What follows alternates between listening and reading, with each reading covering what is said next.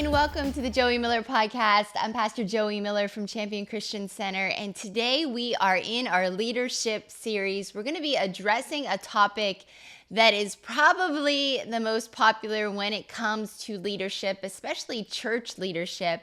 And the title for today's podcast is Leading While Bleeding. Leading while bleeding.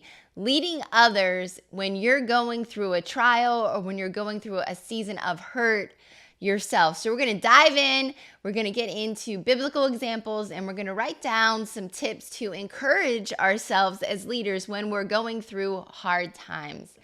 Listen, I want to be the first to tell you that if you are in leadership, there are going to be moments where you're going through personal trials, when you're going through personal hurt, either caused by the people you're leading or not, that you're going to have to continue to lead through.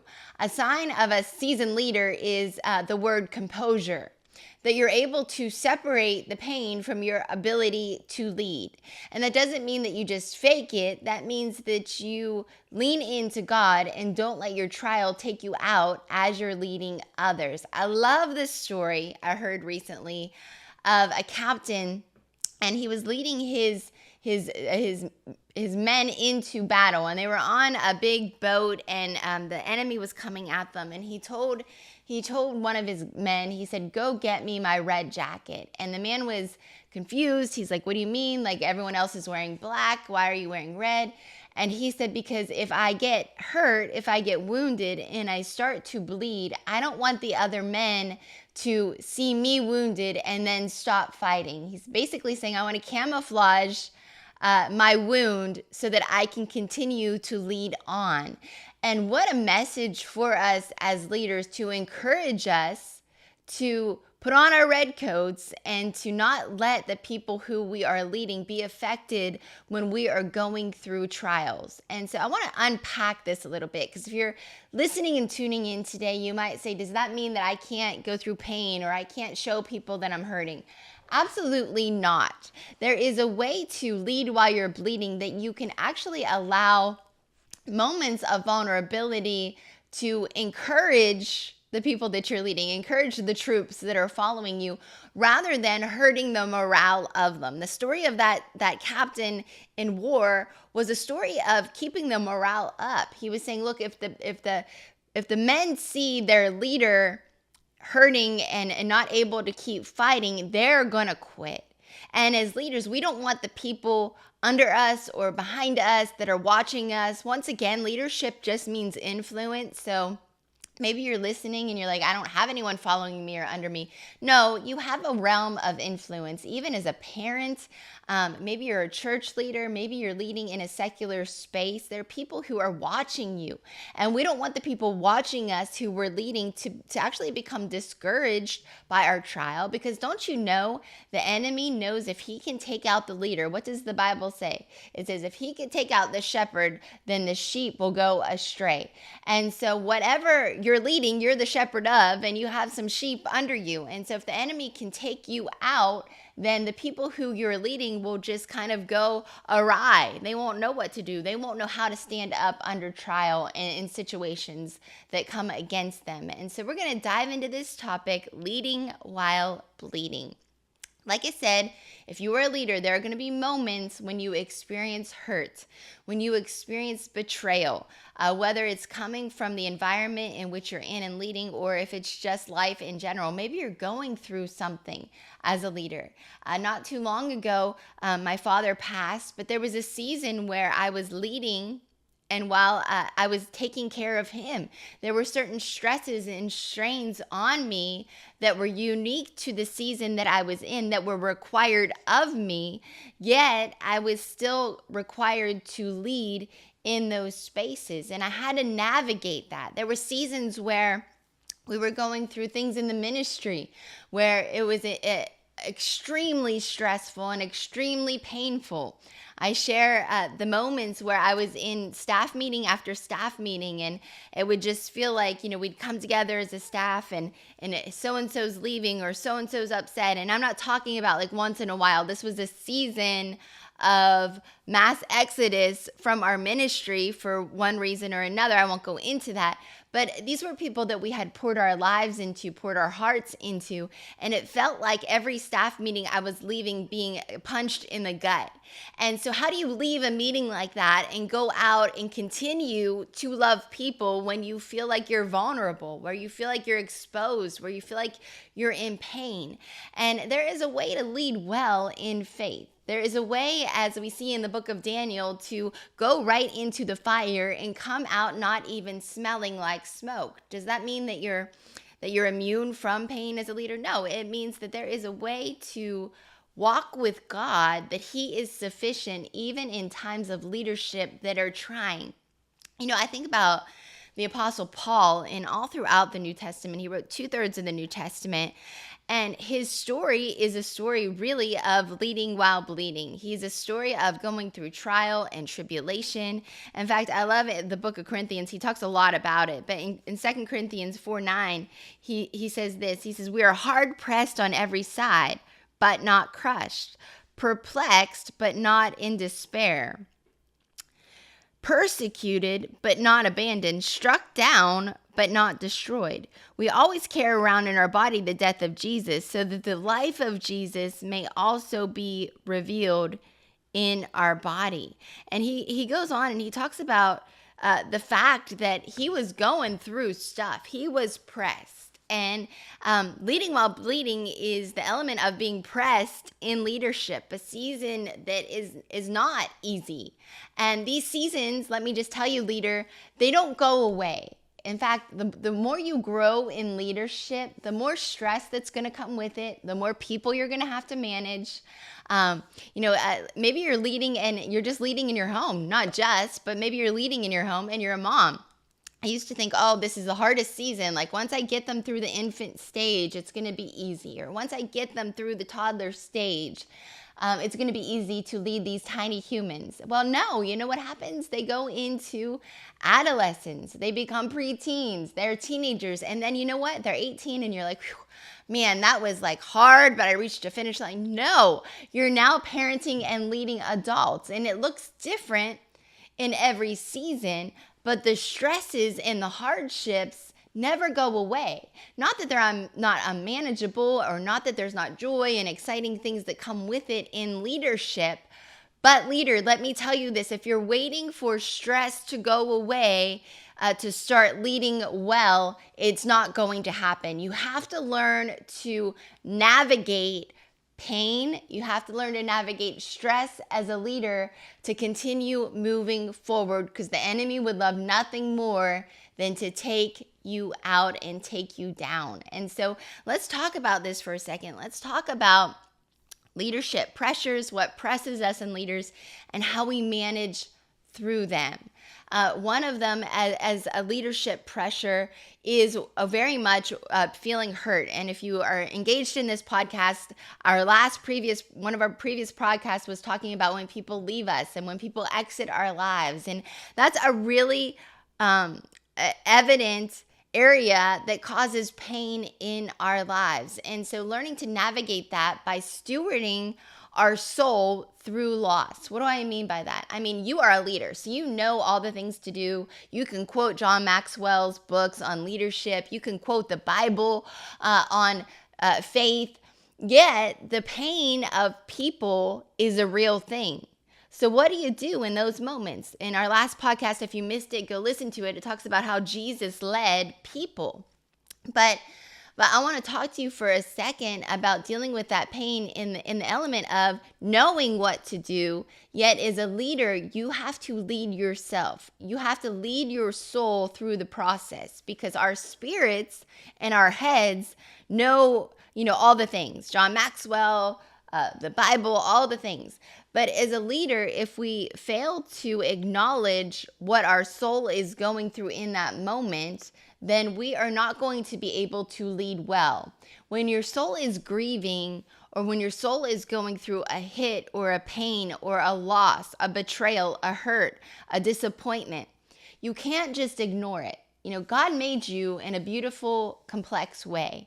And he never meant for your soul to lead you. However, he also didn't mean for us to ignore the feelings and the emotions that are going on in our soul. Our soul is a beautiful place that gives us the capacity to love, to take care of people, to enjoy life. But we have to steward it in a way that is godly. So we know what to do in our spirit, we know what to do in our brain, but our soul is feeling something, which is usually grief when it comes to losing people or betrayal. And so we have to allow and give space for our soul to catch up with our spirit. We have to give ourselves moments of processing, moments of conversations with God. As a leader, I used to think it was disrespectful to go to God and bring my lamentations to him, to lament, to be like, oh, what's going on here, God? I thought that was disrespectful. But let me challenge you as a leader. You need to let it out with somebody. Why not let it out before God, to talk with him through some things like, God, that person, they were a real jerk. At the end of the day, you're going to make the right decision. You're going to forgive them. But sometimes you just need to talk it out with God. Like, God, like, this person's a Christian. Like, what the heck? Like, how are they treating me like that? And so I would say, don't fall into the lie that God is offended by your questions or your feelings or your emotions. He's already created you with them. He knows how crazy we can be. Trust me, he knows, like, Joey, you are crazy, but I love you anyway. Like, let's talk about this. And so when you express that to God, then you can move on. God can't heal what you're not willing to reveal or bring before him. If you're hiding things and, oh, everything's fine, God. He's like, no, like, you're hurting right now. And if you don't deal with it, you're going to start to bleed on people who didn't hurt you. You're going to start to bleed on people who didn't leave you. And as a leader, we have to deal with things so that we can heal from them and lead from a place of wholeness. So first and foremost, I would say talk it out with God. It's okay to have those conversations. It's okay to say, I'm hurt right now. It's okay even to pull back a little bit from leadership for a season while you are healing. But whatever you do, do not ignore it. Take it to the Lord and grow through it, work through it, heal through those moments. I think about all the leaders in the Bible. I think about Moses and Joseph and the moments of hurt and betrayal that they had. Yet ultimately, they dealt with it before the Lord, and it allowed them what the enemy would want to cause as a stumbling block or a setback to actually be a setup or a place where it's propelling them into a greater area of leadership. So when you steward these seasons in our lives, it molds us. What does the book of James say? James 1, it says, consider it pure joy when you go through trials of many kind. Through the testing comes perseverance, and through that perseverance develops a maturity in you that you lack no good thing.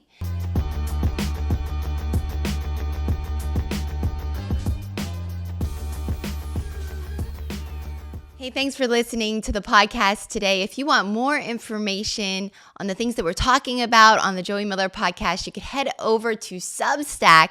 We are new on this platform. Subscribe and stay connected to all of the exclusive content I've created just for you. Check it out today.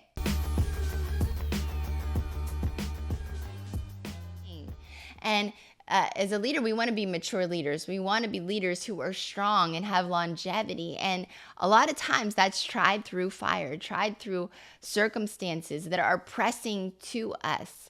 And James is reminding us here to welcome those things in a way that says, God, after I wrestle this through with you, I'm going to be more sure than ever that I know who you are and I know what I believe, and I've seen you heal and restore in my life. And now that's an area that I have grown in, and now I can even lead better in that moment. So allowing God to heal you, taking your pain to him. Don't let that pain manifest on other people. Especially if you're in ministry, there's nothing worse than seeing a minister get up behind a microphone and his fleshly issues or her fleshly issues come out and project on the crowd. That's a sure sign of a leader who is still hurt, a leader who is still broken. So deal with it before God. before you hit a pulpit, before you talk to people. Now, does that mean you have to be perfect? No, but it means you have to have your junk together. You have to take it to God. And then, when the season's right, when the season is past, when you're not in the heat of the moment, allow God to use those moments of maturity and perseverance that he's developed in you to minister to other people, to peel back the curtain a little bit and be vulnerable, to allow empathy to hit you, where you say, you know what?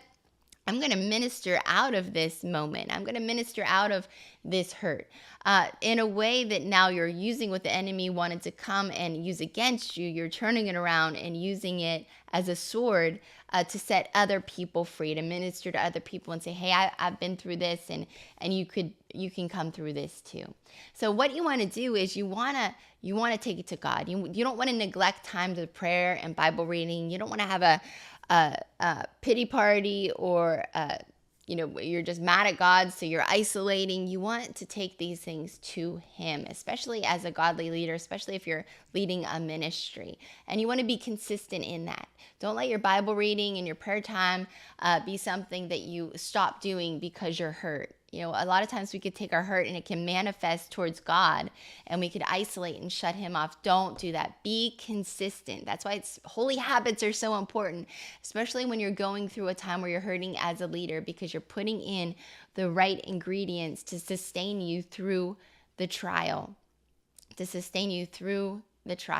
so, stay in that place. There were seasons and times where I was like, you know what, it's too painful, God, to even talk about this. So I'm just going to worship you. I'm just going to sit here in silence. I'm just going to pray in the Spirit. But don't neglect the time that God has given you to spend with him in those moments. So dive in deep to his word. Be in his presence even more in those times that you're leading. He is a faithful, faithful God. And then, continue to have composure as a leader. People watch you, and whether you're just leading in your community or you profess to be a Christian, they watch how you go through trials. Does that mean you have to be perfect in it? No. But there's an element of composure that we want to carry as believers, that we're not just hot mess express, like exploding into tears, in the grocery store, or in front of somebody that we're teaching in a classroom, or, your husband comes home from work and the kids are sitting there and you're just like a mess, like crying all the time. There's an element of composure which comes with stewarding our soul. And that doesn't, like I said before, that doesn't mean you're faking it. It is saying, I am a leader, so I have the ability to control my emotions. There were seasons when I was going through with my dad where it would be a day where we'd either be at the doctor or the hospital, or we'd have to call 911 over some issue. And yet, I would still have a podcast recording. And, discerning the season, I was able to hold composure in that moment to still operate and do what I needed to do. There was still a grace for it. And I love what Paul says. He says, your grace is sufficient for me. Your power, if I could talk, is made perfect in my weakness. So as a leader, leaning into the grace and discerning the grace on the season. Sometimes what you're going through, like I said, is calling you to step back. When my dad was very sick, I was very much teetering on that line daily of, okay, do I need to cancel? Do I need to put all my efforts towards him? Am I okay to go ahead and minister? And so we're having this element of self-awareness as leaders to say, where am I emotionally? Where am I putting too much on myself? Where does the grace take me in this season? So if you're going through a hard time as a leader, continue to lean into the grace and be aware of the grace for the season. Don't step out of it and be bullheaded and say, I'm just going to go on and do what I'm doing. And maybe God is saying, no, the grace is for you to take a season and rest and allow me to speak to you in this season. But maybe the grace is for you to keep going. And so you lead in the grace. And so there were times and seasons where I continued on. I would teach a class at night. I would record a podcast. One particular podcast recording, I remember I had just come home. My father had an emergency situation, but you shift into, okay, there's a grace now to keep ministering and to keep doing what I'm doing. So don't frustrate the grace. Next podcast episode is going to be on not frustrating the grace that's on your life. So stay tuned for that. But stay in that place and letting God lead you. And then find a community that you feel safe to talk with. And, whether that is maybe it's a professional counselor. Maybe it is a community of other people that you feel safe with. Maybe it's your spouse. Find somebody to talk to while you're going through this season. It is good to express yourself, to let it out. I'm a bottler. I like to bottle everything up and just deal with it myself. And, I don't have to talk to anyone else about it. But I found there is a great relief and there's revelation that comes with just voicing it. Sometimes when I would voice something to my husband, I would be like, well, that's really not that big of a deal. But it, like, all bottled up, it felt like a really big deal. But now that I said it, like, it's really not that big of a deal. And so there's freedom in expression. Just make sure that person is somebody who you feel safe around and that you can talk to. The Bible says confession is good for the soul. That's not just even confession of sins, like that's confession of good things, that's confession of everything. Just saying it out loud sometimes is good for your soul to heal. And then write it down. Grab a good journal and process it. Maybe you're like, there's nobody who I can tell the depths of what I'm feeling. Write it down before God and just really define it. A lot of times when you put it on paper, you start to define how you're feeling, and it helps you sort through pain.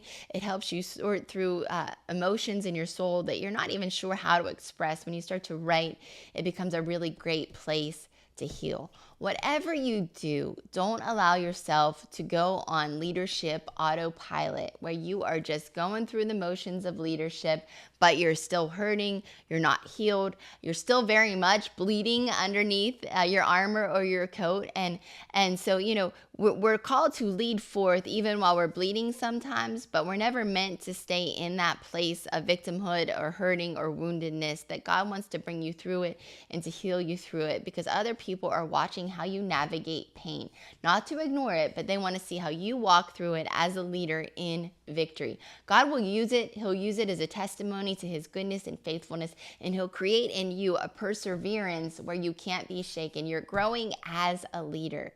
So if you're leading while you're bleeding, I'm praying for you, praying God's grace upon you right now. Lean into him, lean into a community, allow him to heal you in those moments. And know you're not alone, that all of us in leadership and all of us in life go through seasons of hurt, go through seasons of betrayal, go through seasons of disappointment. You are going to make it to the other side if you don't stop. And if you have a testimony of how God brought you through a difficult season, we'd love to hear about it. Let us know, because God is just that faithful.